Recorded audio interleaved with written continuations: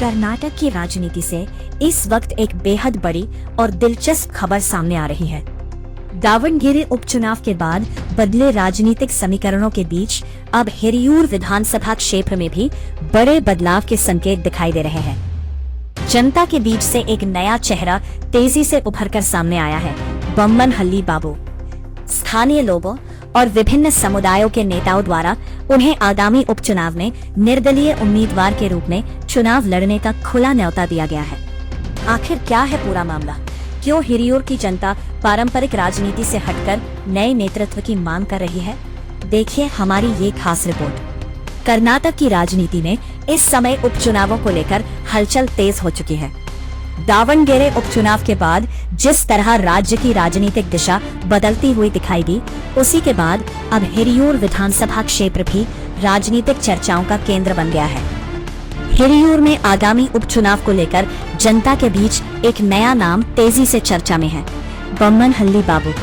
बताया जा रहा है कि क्षेत्र के विभिन्न समुदायों, सामाजिक संगठनों और स्थानीय नेताओं ने एकजुट होकर बोम्मनहल्ली बाबू से मुलाकात की और उन्हें हिरियूर से चुनाव लड़ने का आग्रह किया। स्थानीय लोगों का कहना है कि इस बार वे पारंपरिक राजनीतिक दलों के बजाय ऐसे उम्मीदवार को चुनना चाहते हैं जो सीधे जनता के बीच रहकर उनकी समस्याओं को समझे और क्षेत्र के विकास के लिए काम करे। यही वजह है कि बड़ी संख्या में लोग बोम्मनहल्ली बाबू को निर्दलीय उम्मीदवार के रूप में विधानसभा भेजने की मांग कर रहे हैं। जनता की बढ़ती मांग और समर्थन को देखते हुए बोम्मनहल्ली बाबू बेंगलुरु से सीधे हिरियूर पहुंचे। इस दौरान उन्होंने विभिन्न गांवों और इलाकों का दौरा किया, स्थानीय लोगों से मुलाकात की और उनकी समस्याओं को गंभीरता से सुना। अपने दौरे के दौरान बोम्मनहल्ली बाबू ने क्षेत्र के प्रसिद्ध मठों और धार्मिक स्थलों का भी दौरा किया। उन्होंने संतों और स्थानीय बुजुर्गों से आशीर्वाद लिया और क्षेत्र के विकास को लेकर विस्तृत चर्चा की। ऊर में उनके स्वागत के दौरान बड़ी संख्या में लोग मौजूद रहे। अलग अलग समुदायों के लोगों ने एकजुट होकर उनका समर्थन किया और उन्हें आगामी उपचुनाव में मैदान में उतरने का आग्रह किया। जनता के बीच पहुंचे बोम्मनहल्ली बाबू ने भी लोगों को भरोसा दिलाया कि यदि उन्हें जनता का आशीर्वाद मिला तो वे हिरियूर के विकास, युवाओं के रोजगार, किसानों की समस्याओं और बुनियादी सुविधाओं के मुद्दों को प्राथमिकता देंगे।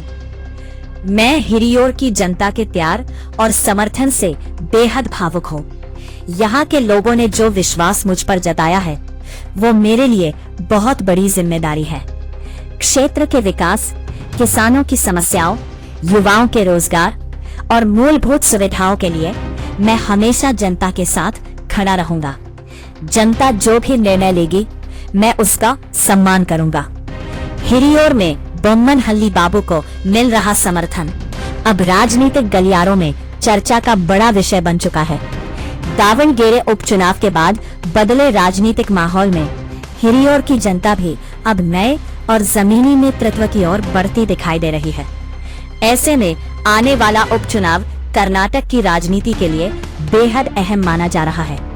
अब सबसे बड़ा सवाल यही है कि क्या जनता का यह समर्थन बोम्मनहल्ली बाबू को विधानसभा तक पहुंचा पाएगा और क्या हिरियूर में इस बार निर्दलीय राजनीति नया इतिहास रचेगी?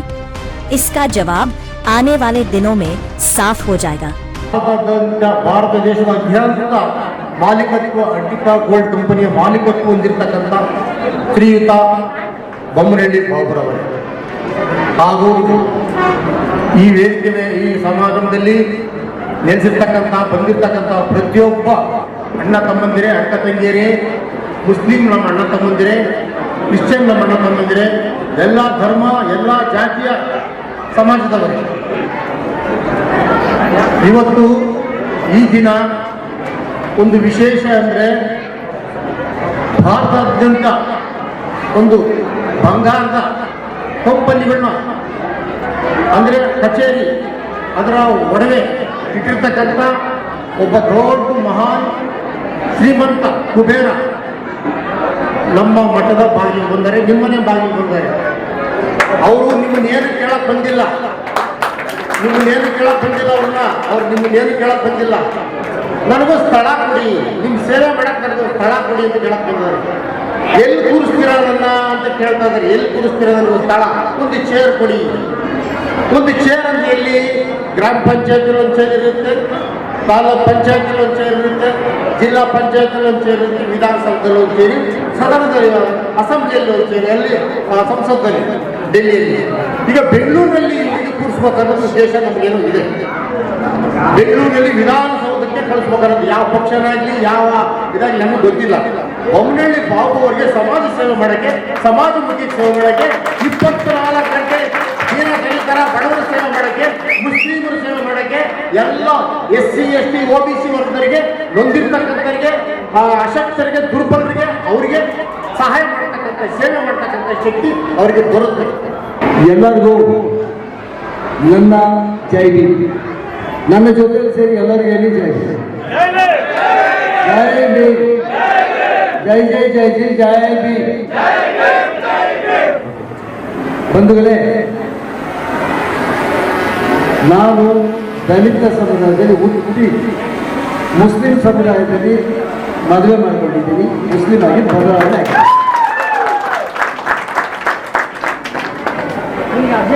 ನಾನು ಈ ಊರಿಗೆ ಬರೋಕ್ಕೆ ಮುಂಚೆ ನನ್ನ ಸಮುದಾಯಕ್ಕೆ, ನಮ್ಮ ಸಮುದಾಯದ ಗುರು ಮಟ್ಟಕ್ಕೆ ಬಂದು ನಿಮ್ಮ ಜೊತೆಯಲ್ಲಿ ಗುರು ಆಶೀರ್ವಾದ ಪಡೆಯೋಕ್ಕೆ ನಾನು ಬಂದಿದ್ದೀನಿ. ನಮ್ಮ ಇಬ್ಬರು ಗುರುಗಳಿಗೆ ನನಗೆ ಆಶೀರ್ವಾದ ಮಾಡಬೇಕಂತ ಕೇಳ್ತೀನಿ.